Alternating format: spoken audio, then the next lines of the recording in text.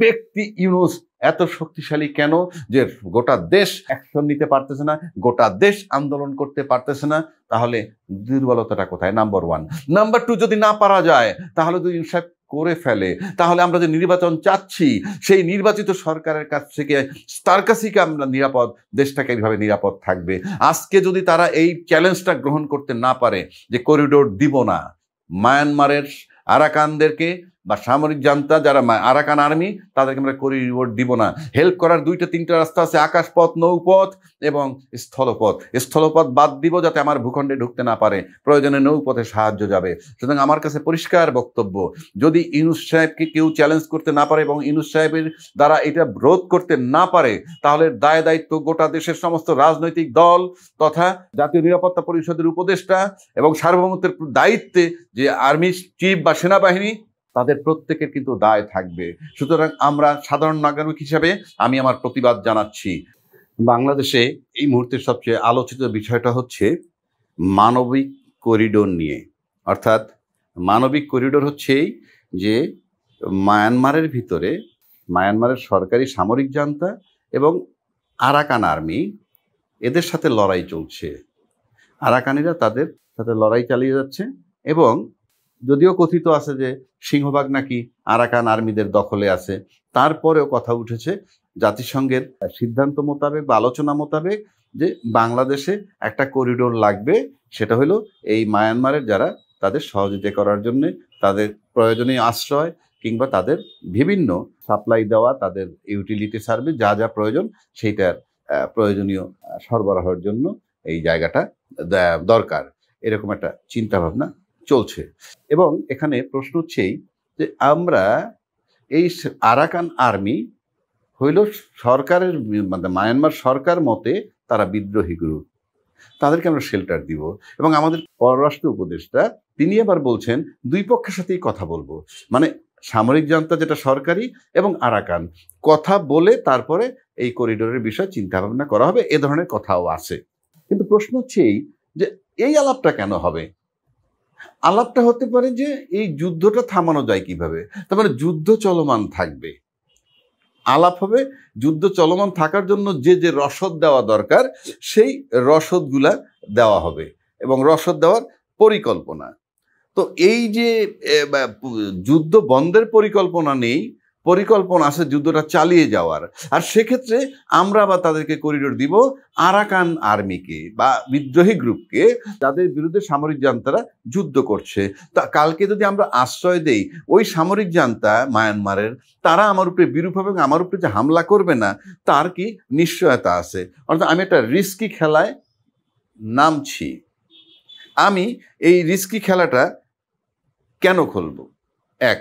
দুই, যুদ্ধ চলমান রাখার জন্যে আমরা সহায়তা কেন দিব?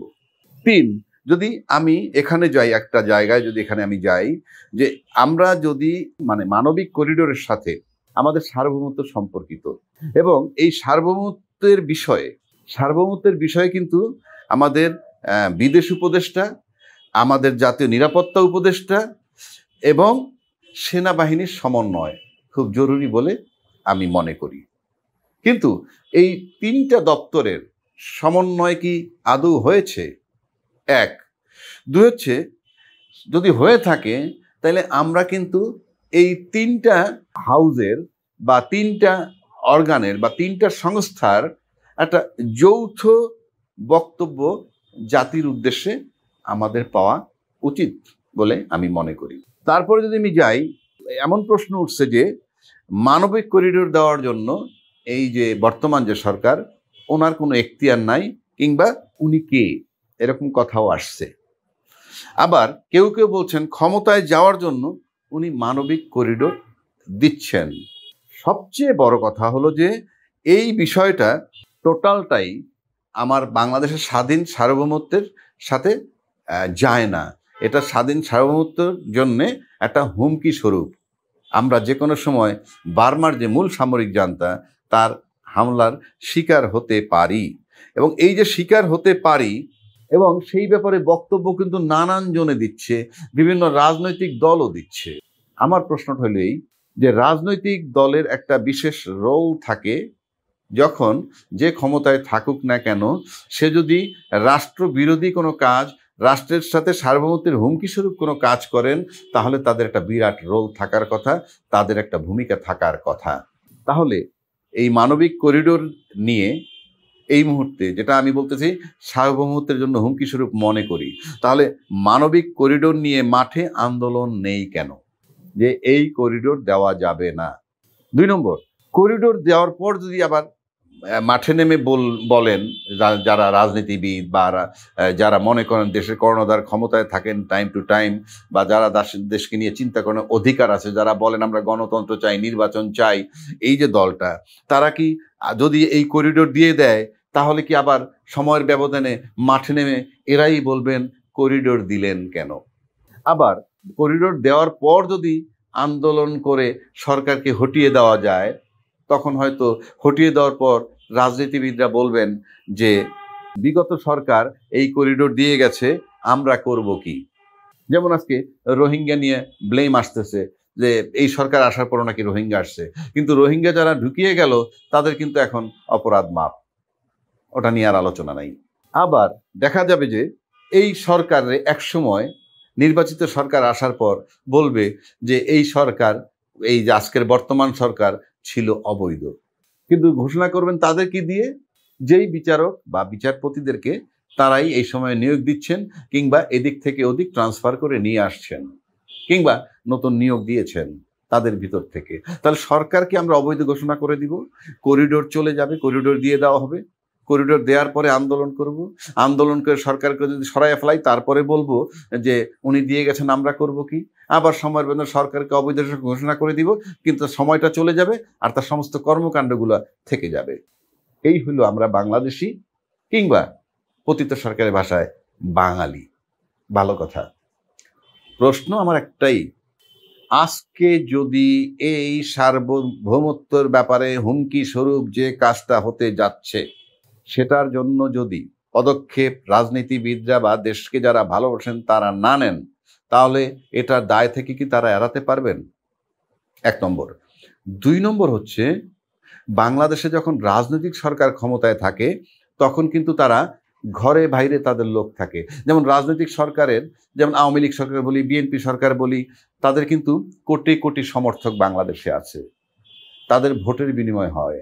তারা যখন সরকারে থাকেন, সরকারে আছেন থাকেন, আবার বাইরে মাঠে কিন্তু তার ব্যাপক শক্তি, তার সাথে থাকে প্রশাসন, তার সাথে থাকে আর্মি, যাই থাকুক না কেন, রাজনৈতিক নির্বাচিত সরকারের সাথে তা থাকে। কিন্তু আমরা যদি ইউনিট সরকারের দিকে তাকাই, একটা মাত্র ব্যক্তি তিনি। আমরা নানান জন কথা, আমি ব্যক্তিগতভাবে বলছি, এটা স্বাধীন সার্বভৌমত্ব দেশে, সার্বভৌম দেশের সাথে হুমকি স্বরূপ দেশের জন্যে যদি এই মানবিক করিডোরের নামে করিডোর দেওয়া হয়, তাও আবার কারা? বার্মার সরকারি সামরিক জান্তার বিরুদ্ধে যে বিদ্রোহী শক্তি আরাকান আর্মি তাদের। তাহলে এই ইউনূস সাহেব কিন্তু একজন ব্যক্তি ইউনূস, তার কোনো রাজনৈতিক দল নাই। আমার দেখা মতে প্রশাসন তাকে কোঅপারেট করে না, আমার দেখা মতে রাষ্ট্রপতি তাকে কোঅপারেট করে না, আমার দেখা মতে রাষ্ট্রের বিভিন্ন অর্গান, দায়িত্বশীল অর্গান তাকে কোঅপারেট করে না। তাহলে আলটিমেটলি একটা ব্যক্তি দাঁড়িয়ে গেল। তাহলে সেই ব্যক্তির বিরুদ্ধে যদি আজকে আমরা সোচ্চার হইতে না পারি, মানে এটা করিডোর যদি হুমকি স্বরূপ হয়ে থাকে, আমার সাধারণ বিবেচনা এটা হুমকি স্বরূপ, সেক্ষেত্রে রাজনৈতিক দল মত যারা আছেন, বিভিন্ন রাজনৈতিক দল, বড় বড় রাজনৈতিক দল, বড় ছোট সকলে যারা দেশ চালাবেন, তারা কেন মাঠে নামছেন না? ব্যক্তি ইউনূস, তার কিন্তু কোনো রাজনৈতিক দল নাই, প্রশাসন তার পক্ষে নাই, রাষ্ট্রপতি তার পক্ষে নাই। এইভাবে আমরা যদি দেখি, গত 16 বছর সাজানো স্বৈর শাসকের যে তার সাথে নাই। প্লাস বিভিন্ন রাজনৈতিক দল বলতেছে এই সরকার সার্বভৌমত্বের জন্য হুমকি স্বরূপ এই করিডোর দিলেন। তা সত্ত্বেও আমরা মাঠে নামতেছি না কেন? এর চেয়ে বড় ক্ষতিকারক তো আর কিছু নেই। তাহলে রাজনীতিবিদ, বড় বড় দল মত নির্বিশেষে সবার দুর্বলতাটা কোথায়? 1। 2, এখন পর্যন্ত করিডোর দেওয়া হয়নি, আলোচনা চলতেছে। ঠিক এই অবস্থায় যদি এই সরকারের বিরুদ্ধে স্টেপ নিয়ে মাঠে নেমে করিডোর দেওয়া যাবে না, করিডোর দেওয়া যাবে না, এই মর্মে আন্দোলন যদি আমরা না দেখি, তাহলে পরবর্তীকালে আমরা কি ভাববো? এই যে স্টেপ নিচ্ছেন না, এখন কিন্তু গুলি করার ভয় নাই, বিনা বিচারে হত্যার ভয় নাই, আয়না ঘরের ভয় নাই। আমি নিশ্চিত করে বলতে পারি ব্যক্তিগতভাবে আমি এই যে স্বাধীনতার জন্য বাংলাদেশের স্বাধীনতা সার্বভৌমত্বের জন্য হুমকি স্বরূপ যেটা, আমি এর প্রতিবাদ করছি আমার দিক থেকে। And if it is a fact, কারণ আমরা বক্তব্য পাইনি। আমরা আপাতত যে বক্তব্যটা দাবি করব, নাম্বার 1 বিদেশ উপদেষ্টা, পররাষ্ট্র উপদেষ্টা, নাম্বার 2 বাংলাদেশের জাতীয় নিরাপত্তা বিষয়ক যে উপদেষ্টা, নাম্বার 3 বাংলাদেশের যে সেনাপ্রধান, এই 3 জনের যৌথ বিবৃতি আমাদের দরকার, নাম্বার 1। আর সার্বভৌমত্ব অক্ষুণ্ণ রাখার ব্যাপারে অগ্রণী ভূমিকা পালন করার জন্য যারা বদ্ধপরিকর, তারা হচ্ছে সেনাবাহিনী। সেনাবাহিনী প্রধানের নৈতিক দায়িত্ব প্রধান উপদেষ্টার সাথে আলাপ করা, এবং আলাপ করে কি হয় সেটা জাতিকে জানানো এই ক্রাইসিস টাইমে, নাম্বার 1। নাম্বার 2, প্রধান উপদেষ্টার আলোচনার ভিত্তিতে এই 3 জন, নিরাপত্তা পরিষদের প্রধান খলিলুর রহমান, বিদেশ মন্ত্রণালয়ের উপদেষ্টা অভিজিৎ হোসেন এবং আর্মি চিফ, 3 জনের যৌথ বিবৃতি চাই, সিদ্ধান্ত চাই। তারপর দল মত নির্বিশেষে সমস্ত রাজনৈতিক বিবৃতি নিয়ে, বক্তব্য নিয়ে, যদি ব্যক্তি ইউনূস এত শক্তিশালী কেন যে গোটা দেশ অ্যাকশন নিতে পারতেছে না, গোটা দেশ আন্দোলন করতে পারতেছে না, তাহলে দুর্বলতাটা কোথায়? নাম্বার 1। নাম্বার 2, যদি না পারা যায় তাহলে যদি ইনসাফ করে ফেলে, তাহলে আমরা যে নির্বাচন চাচ্ছি সেই নির্বাচিত সরকারের কাছ থেকে, তার কাছেই আমরা নিরাপদ, দেশটাকে এইভাবে নিরাপদ থাকবে। আজকে যদি তারা এই চ্যালেঞ্জটা গ্রহণ করতে না পারে যে করিডোর দিব না, মায়ানমারের আরাকানদেরকে বা সামরিক জান্তা যারা আরাকান আর্মি, তাদেরকে আমরা করিডোর দিব না।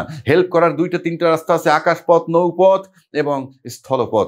স্থলপথ বাদ দিব যাতে আমার ভূখণ্ডে ঢুকতে না পারে, প্রয়োজনে নৌপথে সাহায্য যাবে। সুতরাং আমার কাছে পরিষ্কার বক্তব্য, যদি ইউনূস সাহেবকে কেউ চ্যালেঞ্জ করতে না পারে এবং ইউনূস সাহেবের দ্বারা এটা রোধ করতে না পারে, তাহলে দায় দায়িত্ব গোটা দেশের সমস্ত রাজনৈতিক দল তথা জাতীয় নিরাপত্তা পরিষদের উপদেষ্টা এবং সার্বভৌমত্বের দায়িত্বে যে আর্মি চিফ বা সেনাবাহিনী, তাদের প্রত্যেকের কিন্তু দায় থাকবে। সুতরাং আমরা সাধারণ নাগরিক হিসাবে আমি আমার প্রতিবাদ জানাচ্ছি যে যদি এটা সার্বভৌমত্ব নষ্টের জন্য হুমকি স্বরূপ হয়। সে কারণে সবার ওপিনিয়ন দরকার। টকশোতে আমরা কে কি বললাম, সোশ্যাল মিডিয়ায় কে কি বললাম, দ্যাট ইজ লেস ইম্পর্টেন্ট, কিন্তু যাদের কথা আমি বললাম তারা সবাই জানেন কি হতে যাচ্ছে। সুতরাং দেশের সার্বভৌমত্বের জন্য কোনো কম্প্রোমাইজ নাই। যদি এটা হয় এবং এটা যদি ইউনূস সরকার একা করে থাকেন, তাহলে রাজনীতিবিদরা কেন মাঠে নামবেন না?